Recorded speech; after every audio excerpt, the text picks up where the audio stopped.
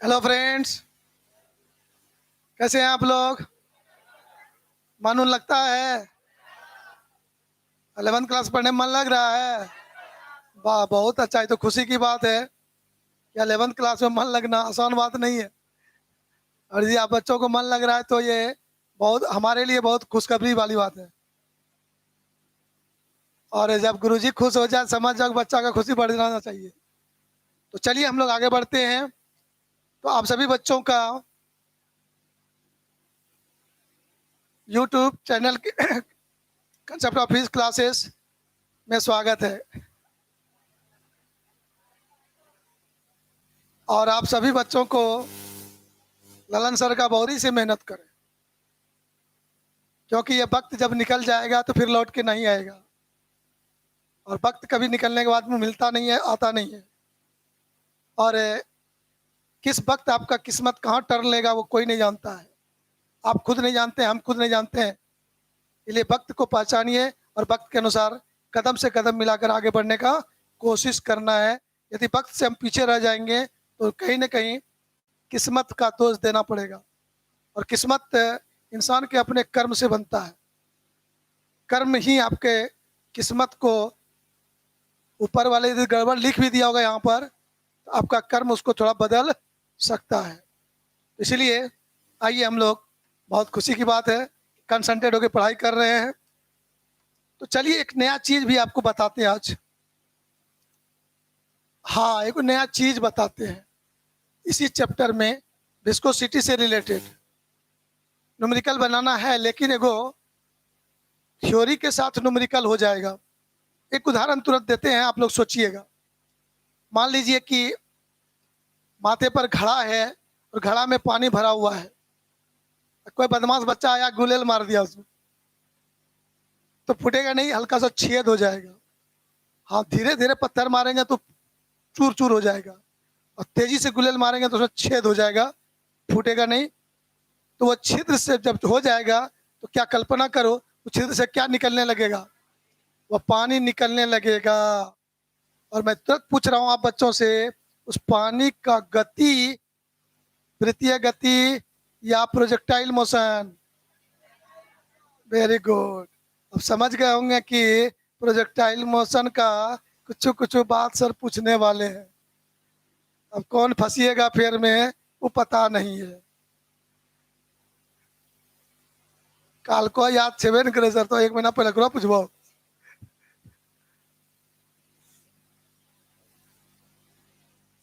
चलिए आगे बढ़ते हैं। यहाँ पर एक टर्म यूज करेंगे हम लोग,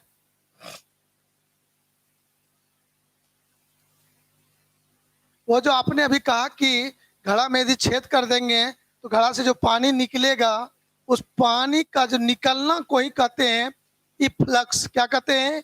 इफ्लक्स कहते हैं। तो उसका वेग कितना होगा? यदि छत पर पानी का टंकी है और उसमें एक हल्का सा छेद कर दें, उस जो पानी बाहर निकलेगा उसको कहेंगे इफ्लक्स। क्या कहेंगे? और जब निकलेगा तो उसका कुछ वेग होगा या नहीं?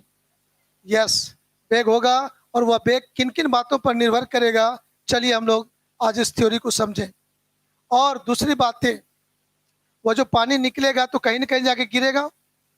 तो हमारा शरीर जो हुआ यहाँ पर है, यहाँ से पानी निकल के यहाँ गिरेगा, तो यहाँ से यहाँ तक का दूरी कुछ होगा कि नहीं होगा? इसको कहेंगे हम लोग रेंज ऑफ इफ्लक्स। क्या कहेंगे? Range of efflux. रेंज कितना होगा वो भी साथ में पढ़ना है। And range of E flux.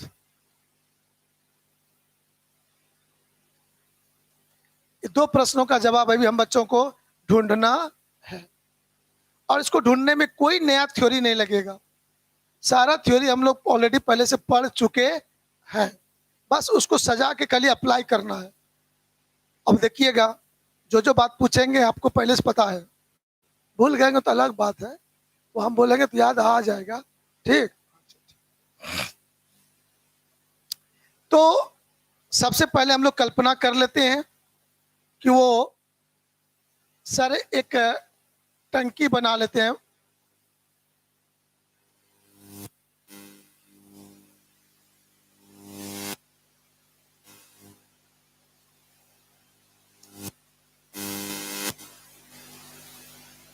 ये हमारा टंकी का निचला सतह हो गया, इसको बोलेंगे बॉटम। क्या बोलेंगे इसको?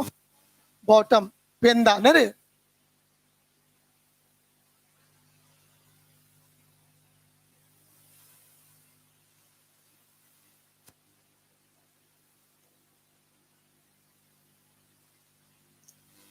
लगा ना कि अच्छा टॉपिक है, मन लगेगा पढ़ने में, कुछ नया चीज सीखने को मिलेगा। आइए हम लोग नया चीज सीखने के मूड में हैं, सीखते भी हैं। सर ये बर्तन हो गया, टंकी हो गया, मान लीजिए इस टंकी में हम लोग पानी भर देते रहे,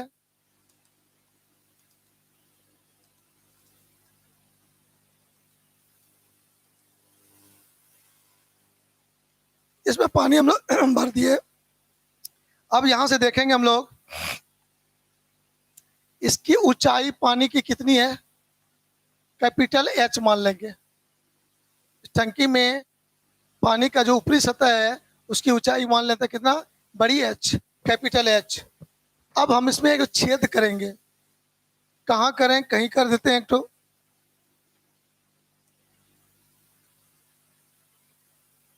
यहाँ पर एक छिद्र बना दिया मैंने, क्या उस छिद्र से पानी निकलेगा? पानी का गति कैसा होगा आपको पता है।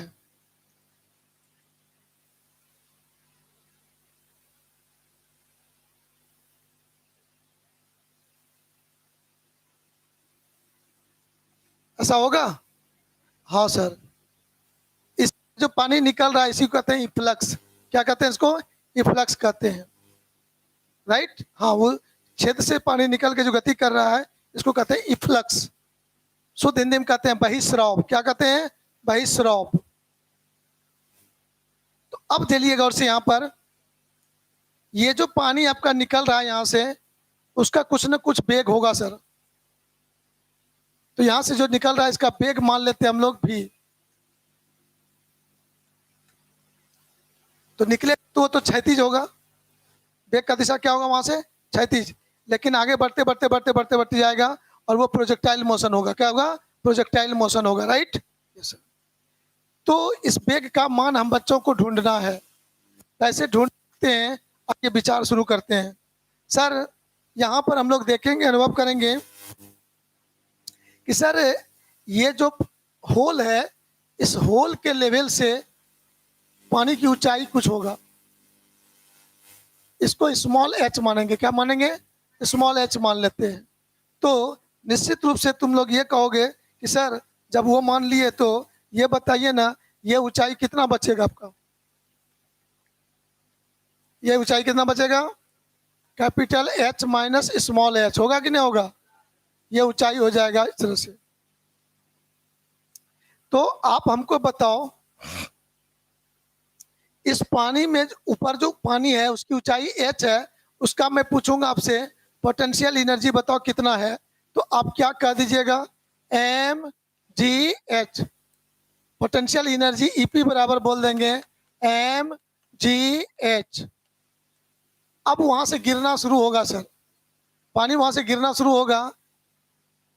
तो यहाँ से जब निकल रहा है तो यहाँ पर गति में है वो, तो उसका काइनेटिक एनर्जी कितना होगा?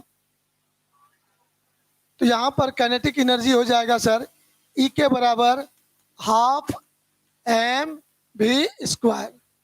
तो मैं यहाँ पर कहूँगा सर ऊर्जा संरक्षण सिद्धांत से, ऊर्जा संरक्षण सिद्धांत से प्यारे बच्चों हम लोग यहाँ पर कह देंगे decrease in potential energy. Energy में लॉस होगा उतना गतिज ऊर्जा में वृद्धि होगा। मतलब ये कहेंगे टोटल एनर्जी कंजर्व होगा। क्या होगा? ऊर्जा संरक्षित रहेगा। तो उस आधार पर हम बच्चे लोग कह देंगे यहाँ पर कि सर एम जी एच जो होगा वो हमारा half into mass into velocity square बोल देंगे। तो मास मास कैंसिल हो जाएगा आपका। तो यहाँ पर देखेंगे भी स्क्वायर इक्वल टू हो जाएगा 2GH। तो यहाँ से देखेंगे सर भी स्क्वायर बराबर हो जाएगा, भी बराबर हो जाएगा रूट अंडर 2GH हो जाएगा। तो यहाँ पर क्लियर हो गया, याद रखेंगे ये वेलोसिटी का मान आपको निकल गया रूट अंडर 2GH। मतलब यहाँ से जो द्रव निकलेगा बाहर उस द्रव का वेग निर्भर करेगा द्रव होल के ऊपर, जो लिक्विड की ऊंचाई है उस पर निर्भर करेगा। किस पर निर्भर करेगा? होल के ऊपर जो लिक्विड की ऊंचाई है वो उस पर निर्भर करेगा। तो ध्यान देना गौर से, यहाँ पर ये जो भी का मान है, दो पॉइंट में लिखते हैं, भी का मान छिद्र के क्षेत्रफल पर डिपेंड नहीं करेगा।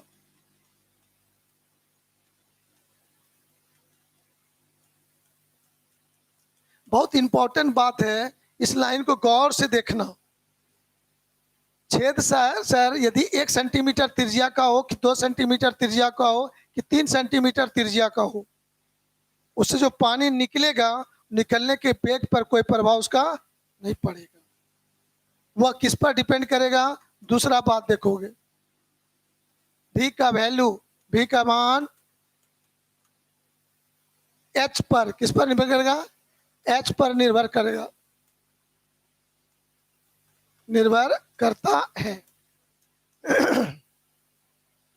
इस छिद्र के ऊपर जितना अधिक पानी रहेगा, उसी पानी के द्वारा वहां प्रेशर आएगा और उसी प्रेशर के कारण वहां से गति करेगा, फ्लूइड निकलेगा। इसलिए ध्यान देना है, नीचे कितना लिक्विड बच गया उससे उसको कोई मतलब नहीं है। छिद्र के ऊपर का लिक्विड का हाइट से मतलब है, और उसी हाइट के कारण प्रेशर लगेगा और उसी प्रेशर के कारण लिक्विड वहां से बाहर निकलेगा। तो इस तरह से हम लोग समझ गए, वेलोसिटी का मान निकाल लिए। अब दूसरा क्वेश्चन आपके बीच है कि सर रेंज कितना होगा? रेंज कितना होगा? तो रेंज हम लोग क्या कहेंगे, ये वर्टिकल वाल यहां से है, यही हमारा हो जाएगा रेंज।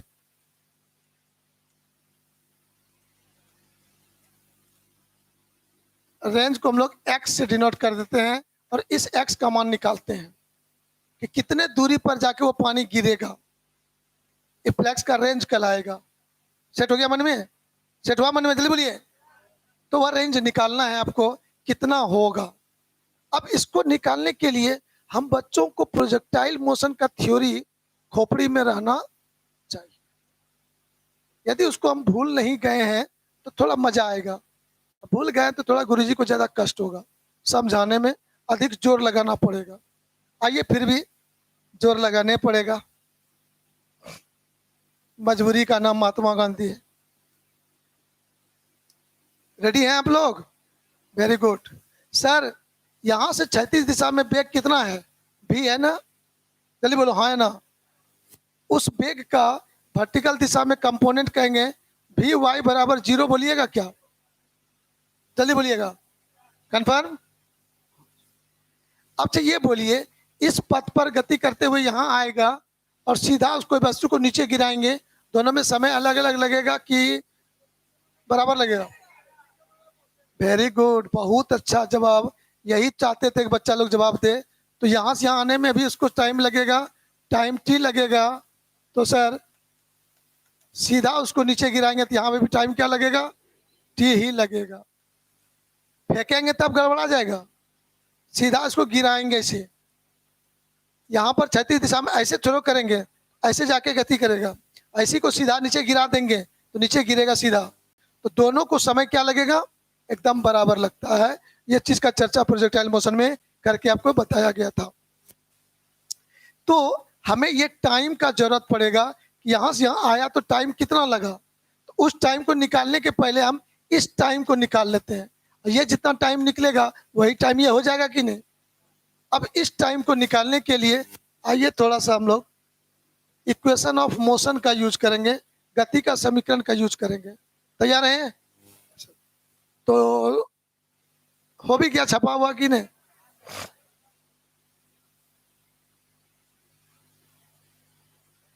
नहीं हुआ तो जल्दी छापिए।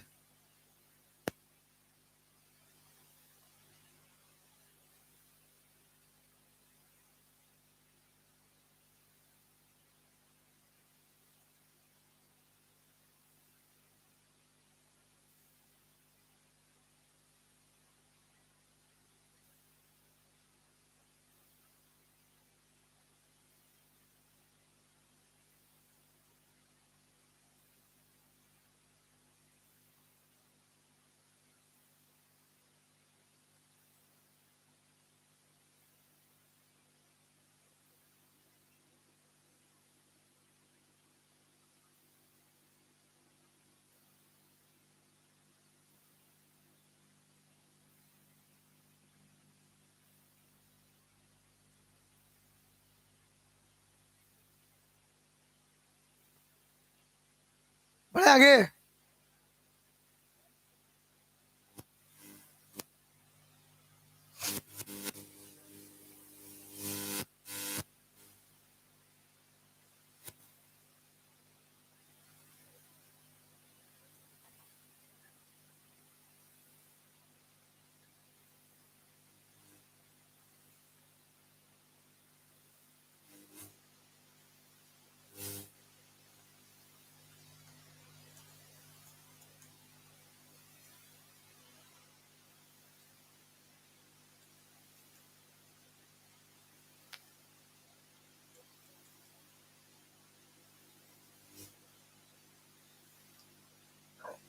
अब रेंज को कैलकुलेट करने के लिए आपका कैलकुलेशन आगे बढ़ रहा है। रेडी?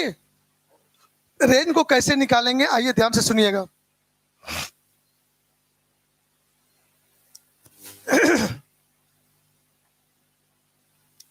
सर हम लोग थ्योरी पढ़ते थे, जो कि देखेंगे गौर से, यहाँ पर एक फिगर बनाएंगे आपको।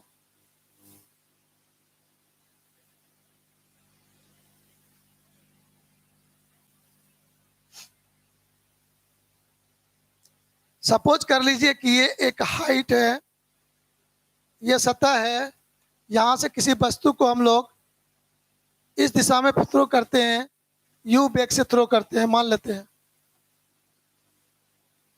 तो इसका कंपोनेंट इस दिशा में आपने देखा यू वाई बराबर क्या बोलेंगे, 0 बोलेंगे। तो यहाँ से यहाँ तक आने में उसको समय कितना लगेगा, समय कितना मान लेते हैं t, और नीचे की ओर गिरेगा त्वरण a बराबर क्या लिखेंगे, +g। तो यहाँ से वस्तु को यहाँ पहुँचने में कितना समय लगेगा, तो उसके लिए अलोंग वर्टिकल डायरेक्शन क्या बोलेंगे, अलोंग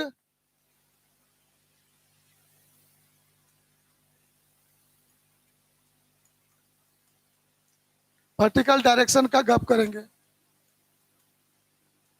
इक्वेशन का यूज करते हैं हम लोग, टाइम निकालना है तो इक्वेशन यूज करेंगे s बराबर U T plus half A T square. तो सर यहाँ से यहाँ तक का ऊंचाई को मैं मान लेता हूँ कुछ देर के लिए कितना, y। ऊंचाई कितना मान लेता हूँ, y मान लेता हूँ कुछ देर के लिए, राइट। फिर बाद में फिगर से कंपेरिजन करेंगे y का मान कितना होगा। तो s के जगह मैं क्या लिखूंगा यहाँ पर, y। u के जगह क्या लिखूंगा, वर्टिकली डाउनवर्ड, नीचे की ओर जब आ रहा है तो यू वाई का मान क्या होगा, 0। तो 0 इंटू कुछ 0 प्लस हाफ, ए के बदले क्या लिखेंगे, जी टी स्क्वायर, बोलेंगे कि नहीं बोलेंगे। तो सर यहाँ से y बराबर हो जाएगा हाफ जी टी स्क्वायर। तो सर यहाँ से t बराबर हो जाएगा सर 2 इंटू वाई बटे जी, जल्दी बोलिए, रूट अंडर होगा। टाइम कितना लगेगा बता सकते हैं कि नहीं, कितने ऊंचाई से वस्तु को गिराया गया रहा है उस ऊंचाई का मान मालूम होना चाहिए। यदि ऊंचाई का मान मालूम है तो हम आराम से कैलकुलेशन कर सकेंगे। तो टाइम बता देंगे कि नहीं, तो इसकी ऊंचाई का मान y है, तो टाइम बराबर रूट अंडर 2y बाय जी। तैयार है मानने के लिए, संभव है, यस सर संभव है। तो यदि ये संभव है तो प्यारे बच्चों अब जरा सा हम लोग उस फिगर पर चलते हैं, उस फिगर से हम कैलकुलेशन को लाएंगे। y का मान क्या होगा उस फिगर पर चलते हैं, बताओ तो आप लोग जल्दी से, y कितना लेना चाहिए।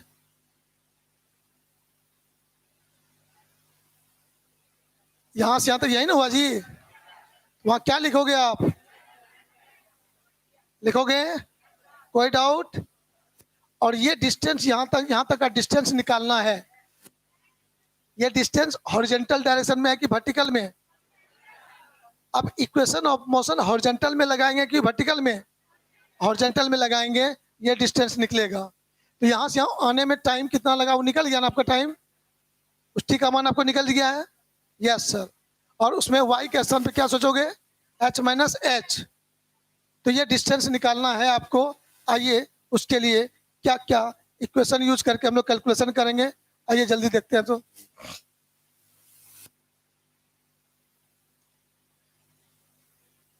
यहाँ पर तुम्हारा y का मान उस फिगर के अनुसार h माइनस स्मॉल h लेंगे। तो जैसे ये लेंगे तो देखना गौर से यहाँ पर टाइम t का मान आपका हो गया सर रूट अंडर टू बड़ी एच माइनस छोटी H bye,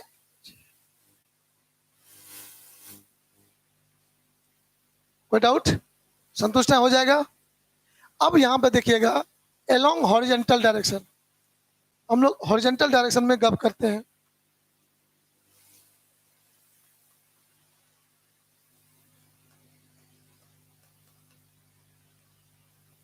horizontal direction,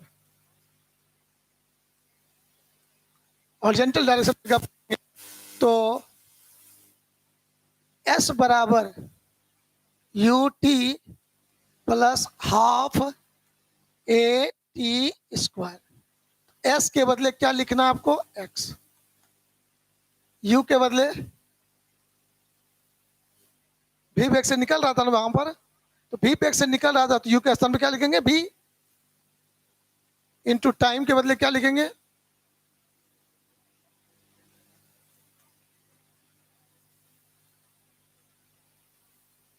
plus के बाद क्या लिखेंगे?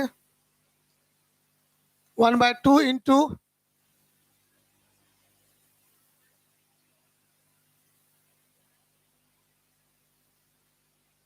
ए का मान कितना लेंगे? हैं? चलिए एक चीज याद दिला देता हूं, नहीं तो अभी मार मूड था मारने का, लेकिन छोड़ देते हैं। आप लोग भी क्या याद कीजिएगा। नीचे क्यों जाते हैं तो ए बराबर क्या लिखते हैं? प्लस जी ना सर। इसका हॉरिजेंटल डायरेक्शन में कंपोनेंट लेते थे एक्स, ये कितना हो जाएगा?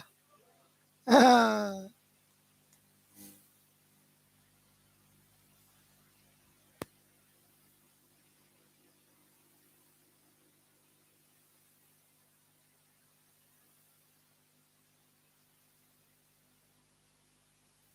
कि छान लिख लो। हाँ।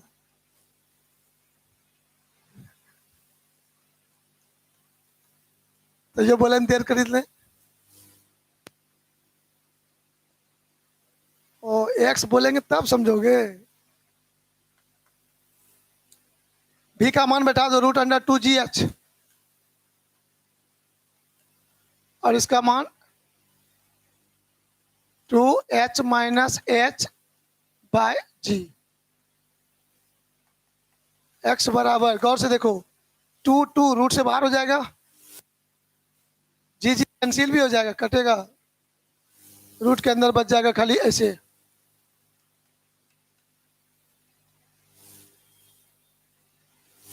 आपके क्वेश्चन का आंसर हो गया, रेंज ऑफ फ्लक्स निकल गया।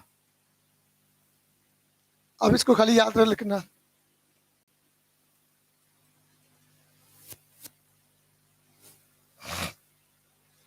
यदि आपके माथे पर घड़ा है और घड़ा से में छेद कर दिए तो घड़ा से पानी निकलेगा, तो उसका रेंज कितना होगा, वह रेंज आप बता सकेंगे डायरेक्ट इस फार्मूला पर। अब देखो तो इस रेंज को निकालने में फार्मूला में कहीं एरिया आया क्या? सर कहीं एरिया नहीं आया। वो जो छिद्र से जो निकलेगा द्रव, उस छिद्र का एरिया बड़ा है छोटा है कोई मतलब नहीं, उसका रेंज, उसका रेंज यहाँ पर एक्स बराबर हो जाएगा 2 into √H into H bye minus H.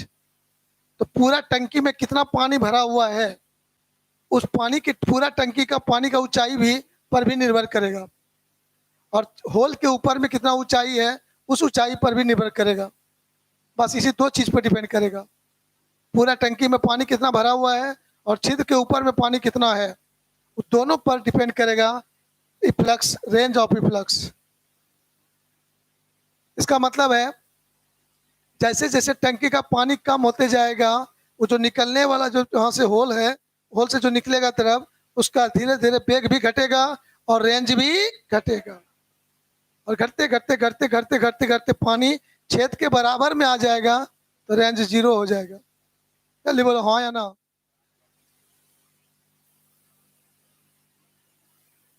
हाँ हाँ, तो ये आपका हो गया, रेंज का मान निकाल लिया आपने, संतुष्ट हैं? अब एक चीज मैं आपको बताऊंगा यहाँ पर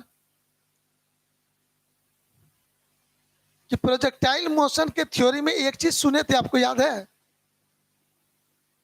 दो अलग अलग कोण पर फेंकने पर भी रेंज बराबर होता है।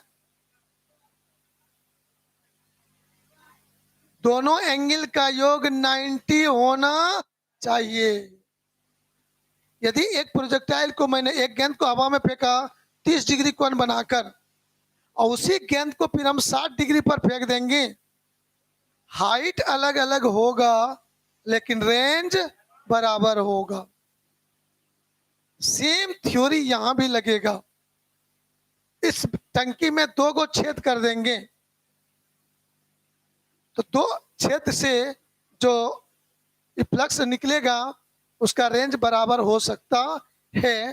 तो कंडीशन क्या होगा, ये खाली जरा सा सोचोगे हो जाएगा। कहा गुरुजी क्या सोचना है इसमें? कहा कि जो छेद हम चुनेंगे वो दो छिद्र का के बारे में सोचें तो अपर लेयर से एक होल का छिद्र और एक नीचे से जो छिद्र होगा, दोनों यदि बराबर हो, दोनों क्या हो, तो वहां से जो द्रव निकलेगा उसका फ्लक्स का मान बराबर होगा, रेंज का मान बराबर होगा। अब देखना गौर से, ये जो तुम्हारा एक्स निकला, हम लोग पढ़ते थे 45 डिग्री कोण पर रेंज बराबर होता है, मैक्सिमम होता है। यहां पर पूछेंगे ये एक्स का मान मैक्सिमम कब होगा, तो एक्स का मान डिपेंड किस पर करेगा? दो एच तो मान है ये ना, छोटी एच बड़ी एच, और तो यहाँ कुछ है ही नहीं। तो यहाँ दिमाग में सेट कीजिएगा कि सर पूरे टंकी में एकदम मिडिल में यदि छेद करेंगे, कहां पर? मध्य बिंदु पर छेद करेंगे, उससे जो फ्लक्स होगा उसका रेंज मैक्सिमम होगा। उसका रेंज क्या होगा? मैक्सिमम होगा। और दो को छेद होगा जो अपर लेयर से ऊंचाई और नीचे से ऊंचाई, यदि दोनों का बराबर छेद का रहेगा तो वहां से जो फ्लक्स निकलेगा दोनों का रेंज बराबर होगा। सुना कुछ? वहां होता था प्रोजेक्टाइल मोशन में एंगल की चर्चा, यहां तो एंगल का कोई गप है नहीं। तो कहां पर छेद करेंगे जो रेंज मैक्सिमम होगा? मिडिल में। कहां पर? मिडिल में।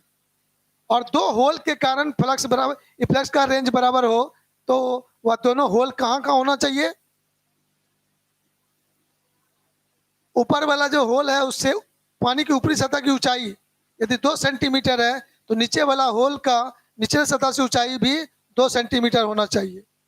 दोनों बराबर बराबर होना चाहिए, तभी वहां से फ्लक्स का रेंज बराबर होगा। ये दो बातें आप लोगों को ध्यान में रखना है। ओके, फिर मिलते हैं अगले क्लास में नई एनर्जी के साथ, नए उमंग के साथ। तब तक बाय बाय।